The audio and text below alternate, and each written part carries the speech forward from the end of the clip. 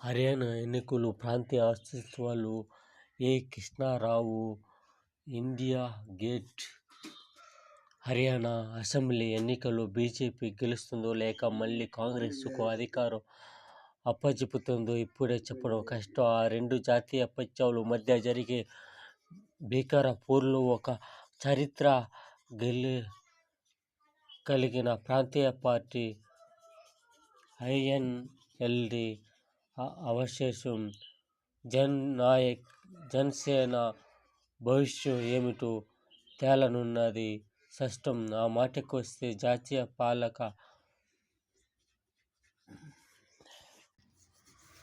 జనాలు ఏ విధంగా తీర్పునిస్తారా?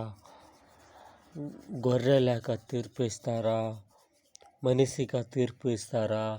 చూస్తాము. ఎంపీ